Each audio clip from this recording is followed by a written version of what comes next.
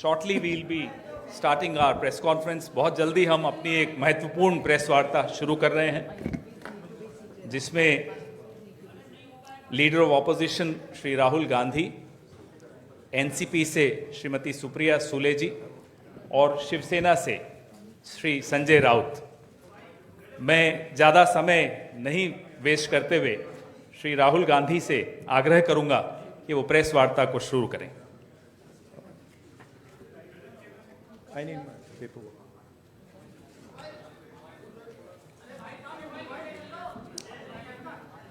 आप सेटल हो जाइए, बस 2 मिनट में शुरू करें। नमस्कार। राउत जी, सुप्रिया जी, आप सबका यहाँ मैं स्वागत करता हूँ। नमस्कार। We represent on this table the entire opposition that fought the last election in Maharashtra. And we want to bring to the notice of the people of India some information that we have found about the Maharashtra election. We've studied in detail the voter lists, the voting patterns, and we've had a team who is working on this now for some time. And there are many irregularities that we have found. I want to place on the table a few things that I think it is important for the country, especially the young people who defend democracy, believe in democracy, to see and understand. So I'd like to start, well, that's Ambedkar ji, who helped build the constitution of our country, and he says the electoral roll is a most fundamental thing in a democracy. It was of the utmost importance that elections should be freed from any kind of interference. The election machinery should be outside the control of the executive government. Now, this is really the question here. I'd like to give a little bit of a background. Election commissioners were chosen by a committee which included the Chief Justice, Leader of Opposition, Prime Minister. That was changed. It was changed by the government, by the Prime Minister. The Chief Justice was removed from that committee, and a BJP person was added to that committee. That's the first step. Second step, immediately before the Lok Sabha elections, election commissioner was removed. 2 new election commissioners were put in place. But this press conference is specifically about Maharashtra, and I'd like to give you some details about what we have found about the Maharashtra elections. And these are, of course, some questions to the Election Commission. Question number 1. In 5 years, between Vidhan Sabha 2019 and Lok Sabha 2024, 32 lakh voters were added on the electoral rolls of Maharashtra. However, in a period of 5 months, between Lok Sabha 2024, which these parties won, and Vidhan Sabha 2024, 39 lakh new voters were added in Maharashtra. Now the question is, why are more voters being added in 5 months after the Lok Sabha election than are being added in 5 years prior? Who are these 39 lakh people? To give an idea of what happened here, that is the equivalent of an Indian state. The state of Himachal Pradesh has an equivalent number of voters. That the voting population of Himachal Pradesh was added to the voting list of Maharashtra after Lok Sabha elections. Second point, very interesting point. Why were there more registered voters in Maharashtra than the entire voting population of Maharashtra. According to the government, the population of Maharashtra is 9.54 crores. According to the Election Commission, there are more voters in Maharashtra than there are people in Maharashtra. Now, this is an obvious anomaly, right? Somehow, voters have suddenly been created in Maharashtra. The government itself is saying our population is 9.54 crores. And the Election Commission has more voters than people in Maharashtra. It's the second question. And the third question, which is an example of many, many places, one of many, many places which we have found. The thing to understand is the number of voters who voted for these three parties has not reduced between Lok Sabha and Vidhan Sabha. We have got the same amount of votes. And here is an example. So the Congress vote in Lok Sabha 2024 is 1.36 lakh votes. In Vidhan Sabha, we get 1.34 lakhs, very close. 35,000 new voters are added. And BJP in Lok Sabha gets 1.9 lakh votes. And then in Vidhan Sabha, they get 1.75 lakh votes. And most of those voters that provided the BJP with their victory come from those 35,000 new voters who have been added. And this is not the case in only one constituency. It is the case in multiple constituencies. It is the case in Shiv Sena constituencies, Congress constituencies, NCP constituencies. Now, these are fundamental questions. And we have been saying to the Election Commission that we are finding anomalies. We need the voter list, names, addresses of the voters of Maharashtra. We need, yes, with photographs. We need the voter list of the Lok Sabha election. We need the voter list of the Vidhan Sabha election. Because we want to understand exactly who these new additional voters are. There is another factor in this, which we have also found, which we want to understand. There are many, many, many voters that have been deleted. Voters who are in one booth who have been transferred to another booth. Most of these voters come from Dalit communities, tribal communities, minority communities, right? So we want to understand this. And we have made repeated requests to the Election Commission. They have not answered us. The leader of the opposition has said this in Parliament House. The Election Commission has not responded. Now, the only reason they would not respond is that there is something wrong with what they have done. I am not making any accusations. I am presenting data here clearly. And I'm asking the Election Commission again. The three major opposition parties of Maharashtra are asking you for the voter list of Lok Sabha and the voter list of Vidhan Sabha elections. It is your duty to provide transparency in the election. It is not our responsibility to provide transparency in the election. So it is important that now, after repeated requests from the entire opposition here, that the Election Commission hands over the voter list so we can take our investigation to its logical conclusion. I'd like to just say this in Hindi as well. Parliament house में मैंने अपने भाषण में कहा कि महाराष्ट्र के चुनाव में हमारी एनालिसिस के बाद वोटर लिस्ट पे कोई सवाल उठे हैं. मैं आज हिंदुस्तान के युवाओं को यह डेटा दिखाना चाहता हूं. सबसे पहला सवाल, 5 साल में जितने वोटर लिस्ट में ऐड किए गए थे, उससे ज्यादा वोटर महाराष्ट्र में 5 महीनों में ऐड हुए हैं।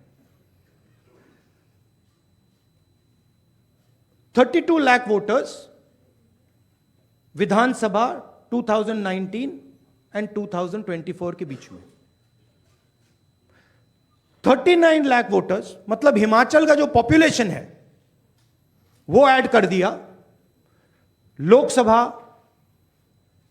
2024 एंड विधानसभा 2024 के बीच में। यह पहला सवाल है। ये जो एडिशनल वोटर्स ऐड किए हैं, ये हैं कौन, ये कहां थे और ये कहां से आए? पहला सवाल। दूसरा सवाल, बहुत महत्वपूर्ण सवाल, महाराष्ट्र का पॉपुलेशन सरकार के मुताबिक, महाराष्ट्र का अडल्ट पॉपुलेशन सरकार के मुताबिक 9.54 करोड़।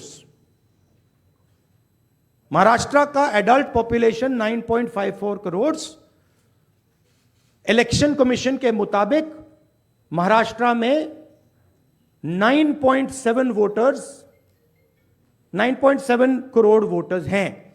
इसका मतलब इलेक्शन कमीशन कह रहा है, देश की जनता को कह रहा है, देश के युवाओं को कह रहा है कि महाराष्ट्र में एडल्ट पॉपुलेशन से ज्यादा वोटर्स हैं।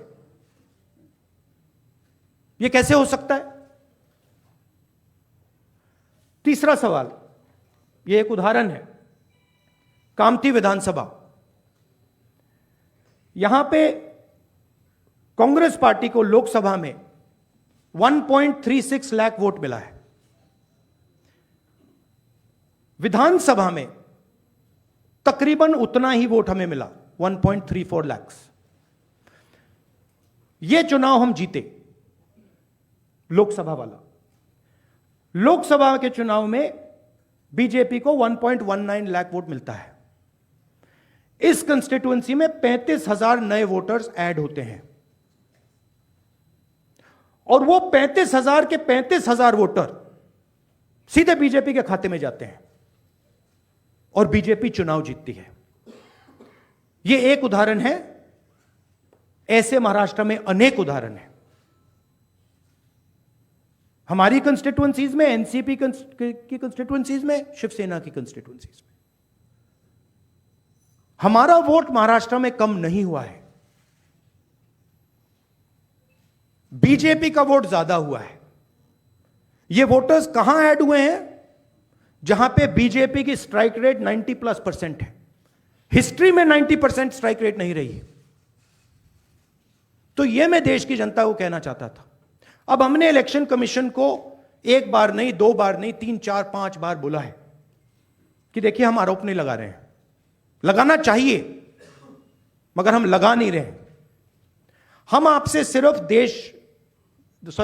सिर्फ महाराष्ट्र की वोटर लिस्ट मांग रहे हैं। लोकसभा की final voter list, name, address, photograph.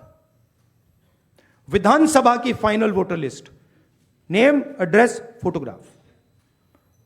आप ये लिस्ट हमें नहीं दे रहे हो। ट्रांसपेरेंसी लाना आपका काम है। तीनों राजनीतिक पार्टियां, विपक्ष की पार्टियां महाराष्ट्र की, पब्लिकली आपसे सवाल पूछ रही हैं।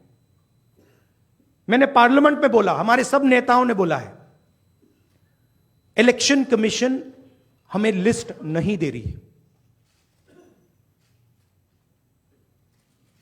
उनकी जिम्मेदारी बनती है कि जल्दी से जल्दी लोकसभा, विधानसभा महाराष्ट्र की लिस्ट वो NCP, Shivsena and Congress party को पकड़ा दें, क्योंकि हम इस मामले को आगे ले जाना चाहते हैं। हम इस इन्वेस्टिगेशन को एंड तक ले जाना चाहते हैं। धन्यवाद। अब सुप्रिया जी, आप बोलिए, आपको जाना है।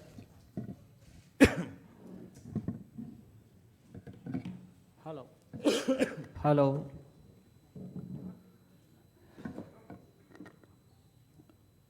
राहुल जी ने देश के सामने बहुत ही महत्वपूर्ण प्रश्न रखे हैं।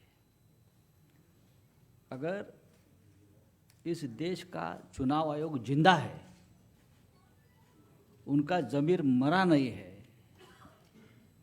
तो जो प्रश्न राहुल जी ने चुनाव आयोग को पूछे हैं, उनका जवाब चुनाव आयोग ने देना चाहिए, लेकिन चुनाव आयोग उसके जवाब नहीं देगा, क्योंकि चुनाव आयोग भी जो सरकार बनी है वो सरकार की गुलामी कर रहे हैं। हमने बार बार महाराष्ट्र का चुनाव आयोग हो, दिल्ली का चुनाव आयोग हो, बार बार हमने वहाँ जाकर हमारा सर फोड़ दिया है, लेकिन वो मरा है। दूसरी बात, ये जो 39 लाख वोट कहाँ से आए और कहाँ जाएंगे? अब ये 39 लाख वोट बिहार में जाएंगे। अब वो फ्लोटिंग वोट्स है, वही नाम रहेंगे, वही आधार कार्ड रहेगा, सब कुछ यही है। वो वोटर्स घूमते रहते हैं, थोड़े दिल्ली में आए हैं, महाराष्ट्र पैटर्न वहाँ भी हमने देखा, कल हम दिन भर थे, 2 दिन यहाँ। अब ये 39 लाख वोट जाएंगे बिहार में, फिर बिहार से जाएंगे यूपी में। ये एक नया पैटर्न यहाँ बन गया है, और यही पैटर्न से ये लोग चुनाव लड़ते भी हैं और जीतते भी हैं। इसलिए आज जो सवाल हमने राहुल जी के नेतृत्व में खड़े किया है, देश के लिए बहुत गंभीर है। अगर इस देश में डेमोक्रेसी हमको जिंदा रखनी है, पार्लियामेंट, विधानसभाएं हमको सचमुच जिंदा रखनी है, तो ये सवाल का जवाब सिर्फ हम नहीं पूछेंगे, मीडिया ने पूछना चाहिए, लोगों में जागरूकता आनी चाहिए। हम तो लड़ने वाले लोग हैं, हम लड़ेंगे ही, लेकिन महाराष्ट्र की जो बात है, वो कैसे जीते और हम कैसे हारे, हमको हराया गया किस प्रकार से, ये मुद्दा राहुल जी ने देश के सामने लाया है। मैं बार बार चुनाव आयोग से अपील करूंगा कि आप उठिए, कफन निकालिए, आपके ऊपर जो कफन डाल दिया है सरकार ने, उठाकर आप ये सवालों का जवाब दीजिए। Thank you.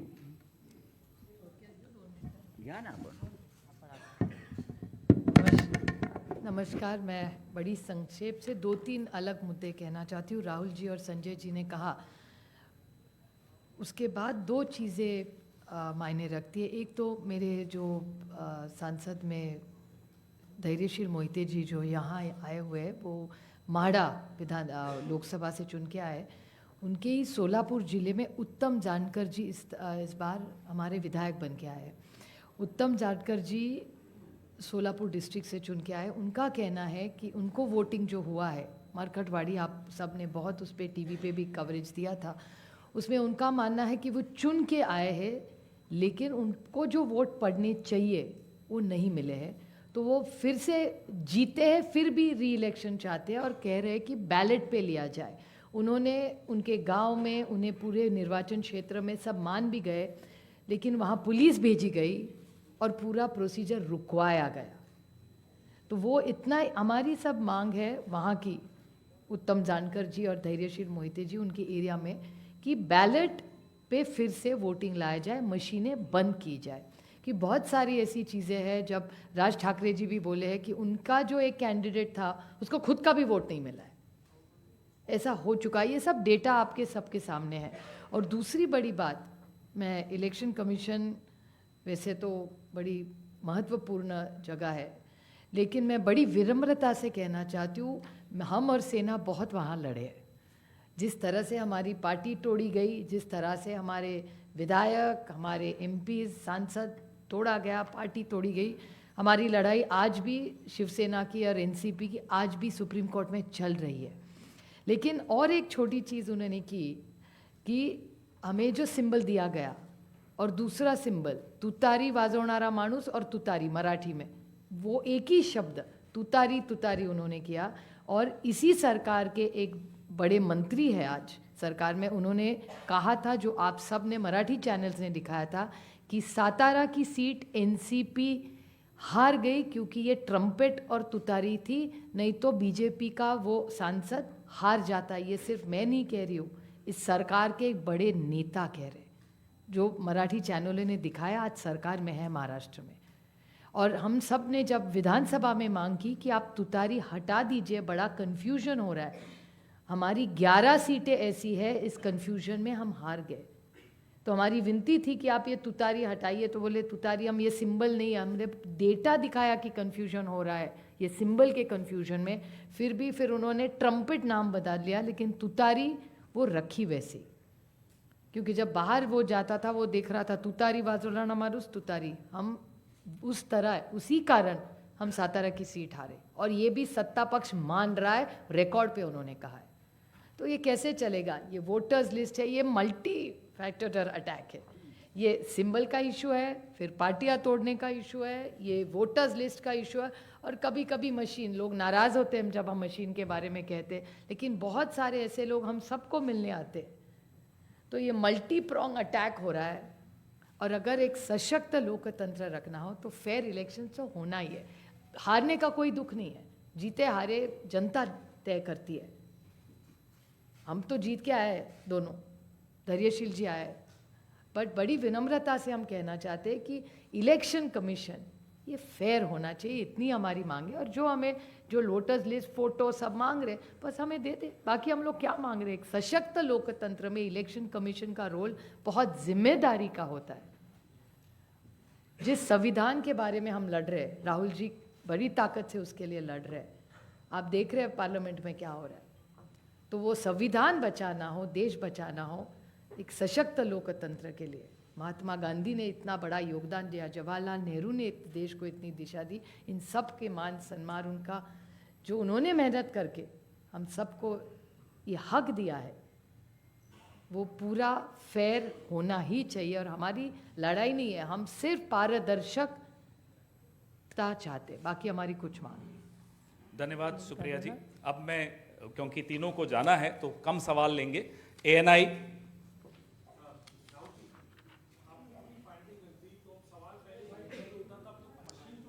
मशीनरी पे हो रहा है, अब तो सवाल पूरी मशीनरी पे हो रहा है। इसको आगे लेके कैसे जाएंगे, क्या रास्ता बचता है आप लोगों के पास?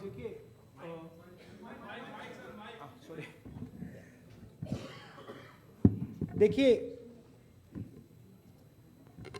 दो चीजों के बीच में हमें फर्क क्लैरिटी से रखना है। एक है स्पेक्यूलेशन। स्पेक्यूलेशन कोई कह सकता है कि भैया मशीन में कोई प्रॉब्लम है, कोई दूसरी बातें कह सकती हैं, और दूसरा है फैक्ट। मैंने यहां स्पेक्यूलेशन नहीं रखा है, मैंने यहां फैक्ट रखा है। फैक्ट नंबर 1, हिमाचल जितने वोटर्स ऐड हुए हैं, कंस्टिट्युएंसीज में जहां ऐड हुए हैं वहां हमारा वोट एक है, बीजेपी का वोट बड़ा है। ऐड बीजेपी के कंस्टिट्युएंसीज में बीजेपी को जहां बीजेपी जीती है वहां ऐड हुए हैं। और फाइनल फैक्ट, महाराष्ट्र से पॉपुलेशन से ज्यादा इलेक्शन कमीशन कह रहा है कि वोटर्स है। These are not speculations, these are facts, and this is not our data, this is election commission data, these are election commission numbers. अब हम कह रहे हैं कि अनोमली तो फैक्चुअल अनोमली है, और अगर आप चाहेंगे मैं आपको लिस्ट दे दूंगा और कंस्टिट्यूएंसीज जहां ये हो रहा है, जहां क्लियरली वोट ऐड हुए, हमारे अलायंस की वही वोट है, एडिशनल वोट से बीजेपी जीत रही है। 90+% strike rate. What is the exact strike rate? 90% strike rate. Okay? These are facts. Now, Election Commission is the final authority. We are asking them. You are not going to be able to explain to us how there are more voters in Maharashtra than the population of Maharashtra. You cannot explain it. So what you need to do is you need to give us now the voter lists so we can explain it. And I'm sure if they give us the voter list, we will have another press conference here where the answers to these questions will be available to you. And so that is why we are asking the Election Commission again and again. Our party has asked, their party has asked, multiple people have asked. Informally we have asked, formally we have asked. Every time the election commission says to us, ha, nothing happens. And my concern is the strategy is to delay and destroy. Right? So the answer is election commission needs to give us this data. We are the opposition. And they need to give us this data as soon as possible. Next step, frankly, what can it be? The next step is we go to the judicial system. Right? Also, we don't actually understand the main issue here. This is actually a small piece of the puzzle. The big piece of the puzzle is voter deletion. We don't know how many voters have been deleted where. We know how many have been added, but we don't know how many have been deleted. We suspect the number of deleted voters is bigger than the number of added voters. We suspect. So, sir PTI, mic दीजिए. अरे, give the mic. So you are saying that despite raising this with the EC time and again, they are not responding. So do you think that also another way would be to go to the people and start a people's movement, or also could you approach the president about this? I mean, I just mentioned, I think the next step of this is going to be go to the judiciary. But look, it's surprising to me that the election commission is not ready to give us the voter list. It should be surprising to you, right? There should be no reason for them not to give us the voter list. To me, the only reason possible for them not immediately giving us the voter lists of both these elections is that there's something wrong, and they know it, right? Sanjay Mishra ji. Rahul ji, आपने और संजय जी ने कहा कि voter list election commission दे नहीं रहा है, और जिस तरह का उनका रवैया है शायद आपको मिले भी नहीं. क्या आप लोगों के पास जो लोकसभा चुनाव के दौरान वोटर लिस्ट मिली थी पार्टियों को, और विधानसभा चुनाव के दौरान जो पार्टियों को लिस्ट मिली थी, उस लिस्ट के आधार पर कहीं कोई कंक्लूजन पर आप हमें सेंट्रलाइज्ड लिस्ट नहीं मिलती है, हमें बिल्कुल डिसेंट्रलाइज्ड लिस्ट मिलती है. तो हमें सेंट्रलाइज्ड एक लिस्ट चाहिए और हमें फाइनल लिस्ट चाहिए जिस लिस्ट पे वोटिंग हुई है लोकसभा और विधानसभा की. बड़ा सिंपल सा है, 15 सेकंड में भी ये इलेक्शन कमीशन हमें ये दे सकती है, बट नहीं दे रही है. मौसमी.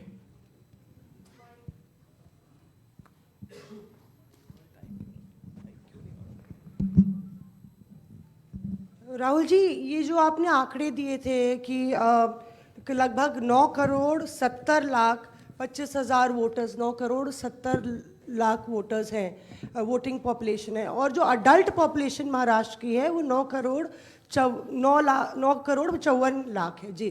तो ये जो सेंसस क्योंकि 2011 में हुआ है, क्या हम लोग को इसकी सोर्स पता चल सकता, और क्या वो प्रोजेक्टेड पॉपुलेशन है 5 साल की अंदाजन निकाली गई है?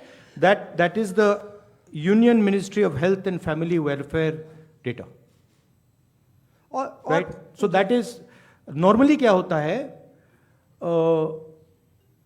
जितने वोटर्स होते हैं उतने वोट ऑलमोस्ट कभी नहीं करते हैं. नॉर्मली अगर आप किसी स्टेट में देखें तो 85%, 87% कर जाते हैं ऑफ टोटल वोटर्स.